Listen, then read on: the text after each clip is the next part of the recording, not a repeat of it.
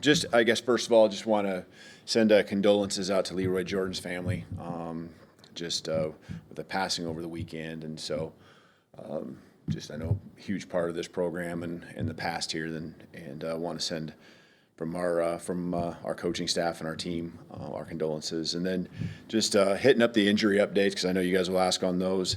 Jamarian Latham had a lower body injury. We'll see how he progresses. It'll be day to day throughout this week. And then Isaiah Horton, really proud of the way he fought through a lower body injury that he had, but just kept fighting through Saturday. Was certainly limited, still feeling that a little bit, but he just continued to compete. And he's someone that it doesn't surprise me that that's what we saw. But we expect him to be full go by the end of the week. We'll build up, as he can tolerate here early on. But Ryan, we'll go through the concussion protocol throughout the week. He'll have a day-to-day situation. Jaden Roberts, I think everyone probably saw last week. He was fully cleared. He's been out there on the practice field for some time now, but just for everyone to feel good and taking full go reps. He traveled. He could have gone in the game if we needed to, but didn't have him play out there. Tim Keenan will be week to week, just kind of moving forward, but he'll still be out this week. And then Jam Miller still week to week, coming along real nicely with his progression. So optimistic there here in the short future. Thanks, Coach. Just start with Chase on the far left. I know most, if not all, coaching staffs, when they grade individual players, that they track loafs or instances of lack of effort. Did you see much of that when you looked at film on the defensive side of the ball? Yeah, there's, we're certainly disappointed in some effort situations that happened. I think they came in different ways, and some of it's just flat out got to pursue, got to get there, and it surprises you sometimes when it happens, especially with certain guys because of the effort that they put in and day out. And I think there were some other things that come across as hesitancy, as a way I kind of put it. And I think after the game, probably would follow that up and say that there was a couple times where we just got to be quicker to get to a spot and do our job. It might be setting an edge and just, again, hesitant with the communication, kind of confirming, or just, we believe and have that confidence in what we're doing. There really wasn't much. It was really, I think I spoke maybe that there was a couple looks that we hadn't really practiced. Well, I don't really feel like there was really that at all. After watching the film, I thought we did a good job preparing. I thought the guys had a great week. Now you just got to, translate the numbers that you see on the football field that were in different jerseys and believe that scheme, those X's and O's that you saw in your week of preparation is who it is in a Florida State uniform. And, I think you saw it as the second half went along. They started really kind of getting into it, but it was too late. It just put us behind the eight ball. Now you got to be perfect in everything you do, and put us in a spot where we had to play catch up. And on the road, that's certainly hard to do. And those guys were feeling it. They're with Florida State. There's a chance for them. And again, together as a team, we got to find a way to overcome one side of the ball. When you need that drive for a touchdown, getting it done defensively, when you can get that big stop, getting it taken care of right there. We inched our way back in the game.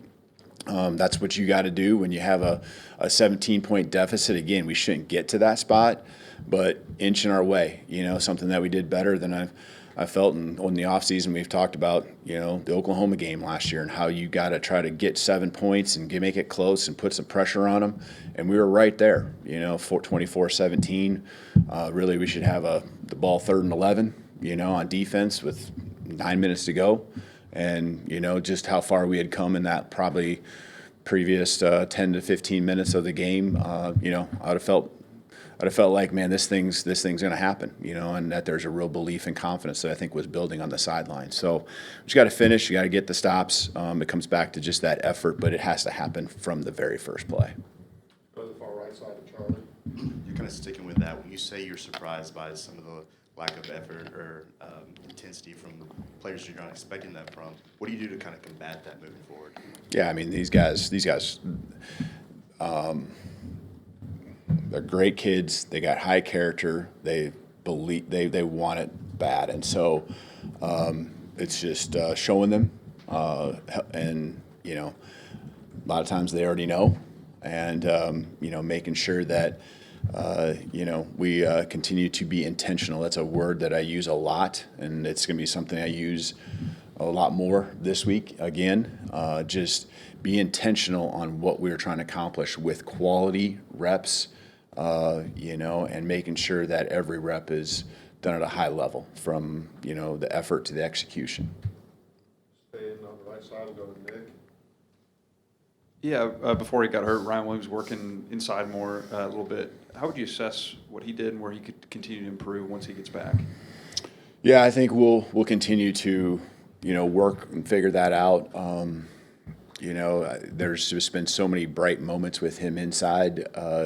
He never really got going, in the game before getting hurt, and so we'll continue to have to make sure we're moving him around. And last year had a great season, and a good foundation as far as us understanding what he can do on the outside. We really felt like what we had seen, especially in the fall, limited practices in the spring, but in the fall, really liked how he could get matchups in our favor and really pose some problems. You can get him from one side of the field to the other. You can get him deep. You can get him, out in the flat quick. And so there's a lot of different directions he can go. Get the ball even in the run game a little bit. So we'll keep assessing that. As we go through here, and this week will be a little trickier again with him getting limited opportunities, but that's going to allow someone else to step up, and us kind of continue to figure out the dynamics of how we feel best with our receiving core and the people that should be out there in those spots. Let's go to Mike on the back left. You mentioned the great week before the game. Just how much do you self-scout the preparation before games, and are there times as a coach where maybe you notice during the week that things might not be going the way that you want them to? You said, what do you mean, great week? A great week. You said a great week of preparation. For this week, you're saying, or are you referring to last going week? up to Florida State before that game. I said that? You said that, yeah, before. Oh, just, Yeah. okay, all right. Yeah, I mean, I think our guys did. I mean, defensively, I felt like that we were pretty honed in.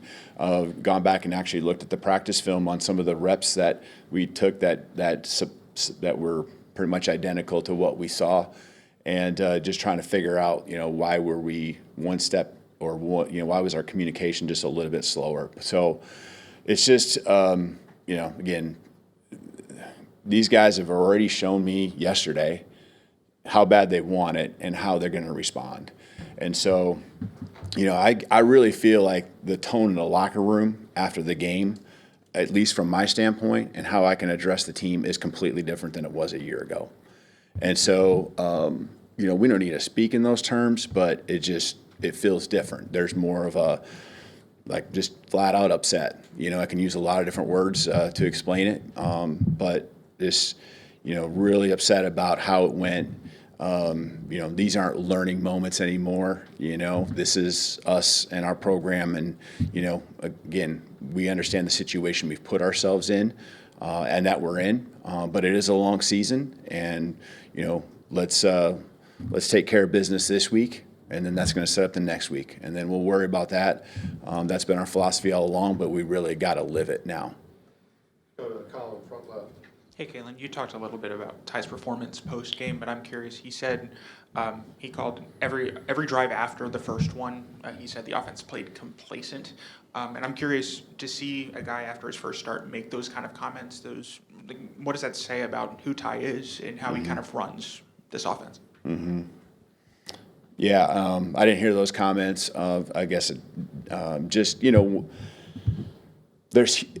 guess the only thing I can look into is that human nature is that when it goes well on your first drive and you end up in the end zone, that there's something internal, right? It's just human nature. But I also know that we challenged the guys that it was a lot of work to get the ball down the field. It took 9 minutes, and that as great as that was, and man, that's awesome. Like to take that much time off the clock, keep their offense off the football field, that's what you want to do. That you had to put play after play after play. I believe it was 16 of them together. And so I guess to me, we went out there and executed a lot of drives. We just have to do a better job of sustaining it. And if there's a complacency, I guess maybe not taking for granted that, you get down into their territory, that it's automatically going to happen. You got to make it happen. You got to do it, and we got to do it. And so I guess if I'm really reading into what he's saying, it's that you got to finish. You got to do it. No one else is going to go out there and magically put it in the end zone for you. Go to front right of Kennington. Eight penalties on Saturday. That was something that also hurt the team a year ago. What has been the strategy to eliminate those penalties? And now that you're into the season, what's the thought process of how to correct that trend? Yeah, I mean, there's a lot of consequences that go along, especially the foolish penalties. The ones that happened after the whistle and things like that. So that will continue to be the case. There's just got to be better judgment when we get in those spots. And that the quarterback's going to be protected, and you can't live in the gray area. And all offseason, that was a point of emphasis. We can't afford to have every guy have his one-off time to where it's like, okay, that was his mistake. Next game it's a different guy. We got to learn and understand. We talked about everything from what we see in other games that happened around college football, the NFL, whether it was out of season and even here after the week 0 games. And so it's certainly addressed, and now the guys just got to do it. And when they don't do it and make those mistakes, then there's consequences that we've had and we've already dealt with here, going into this week. Emily Graves, front left. Coach, you mentioned that response that you want the players to have and the response they want to have. How do you and your staff maximize that into translating it to on-field results come Saturday? Yeah, what the guys need to do is cut it loose. They just need to go play. They need to block out outside noise, whatever that is, enjoy and love the game, and play it the way it's meant to be played. And that was my message yesterday, is don't overthink this. Just go out there and ball out. And they know what they're doing. They need a trust and belief in the training. They need trust and belief in the reps and all the banked walkthroughs, all those, all that they've done, all the work they've put in, and go out and reap the rewards from it and go have fun doing it. And so, don't overthink this. Just go out and play and do what you love to do. And don't listen to this person that's in your ear and telling you this and that. Like, go out and just do you. And that's what these guys got to do, and enjoy it, and play with an edge too, right? Because we got something to prove, because there's obviously a piece where this weekend we fell short of what we feel like we're capable of doing, what our potential is. So go out there and prove it too, but don't put added pressure on yourself. Have fun, get it done. Go back right, Jamie. Hey, Coach, do you believe that you play like you practice? And if you do, is there anything you would change in practice day to day to make sure your team puts out the toughest product they can on Saturdays? Yeah, I completely believe that you play how you practice. And that's what probably surprises you even more, is like when your assignment's sound and you have great communication. We talk about confident team is one that communicates well. You're confirming what you do to the guy behind you, in front of you, next to you. You're alerting if you're on defense what the motion is. When you see some guy tipping off that he's going to go across the formation, you're one step ahead on what that coverage structure might roll to. Communication, and then obviously the effort.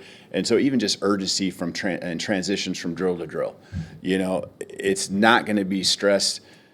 I can't even say it can be stressed anymore, because we stress it every single day in every moment of practice. And so it's just got to translate to game days. And, again, a lot of it is just, just go out there and enjoy it and have fun. You put the work in, and these guys are doing it. I always compare the off-season training in the weight room, that we're not building to be a track team and then just take our running to more running. We're taking our skill sets, our body and how we're developing, and then also the urgency in this transitions from one station to another. We got to translate that to football. How you run on the field, how you run off the field, how you start, how you finish, the mindset that goes into all that. And so, I really believe like our guys do that at a high level. And so, we gotta make sure we keep stressing those things that we've stressed, and make the corrections here going on into this week. All right, let's finish up with Alex here. How do you think Ty did in terms of decision-making, not just where he went with the football, but feeling pressure, knowing when to get out of the pocket and move? I think there was a couple times where he probably could have avoided having to get to that point by just ripping it, just trusting himself. The guys were where they needed to be. The reads happened. Just, that comes along with, right, getting into the flow and just, I know they want verification on that. Okay, this is what we practice, and it's the first game of the year. But he just cut it loose. Just like when you see the read, it isn't like they're putting 12 guys on the field. Okay, there's only 11 out there, and when this structure goes a certain way and it is what you practiced, trust and believe it. So then what that does is it forces him into, that progression or that read, being missed, and now. The next step, which I think you're referring to, and that's taking off and scrambling. And there's a time or two where he could have, made decisions that were better, but he also kept some drives alive, especially the first one. I thought he did a nice job and came up short there right at the end of the game. That's a tough one, where he came up a few inches short. But the effort was there. You could see that, trying to fight for every inch he could to keep that drive alive. So he's going to learn from it. Ty wants it. There's no doubt. I mean, He's a guy that takes ownership himself, and again, that's what we do from the coaching staff on down to our players. Going into this week is just always reassessing, win or loss, like what we need to get better at, what our strengths are, and then how we got to progress and what the plan should be moving forward. Thank you, Coach. You bet. Thank you.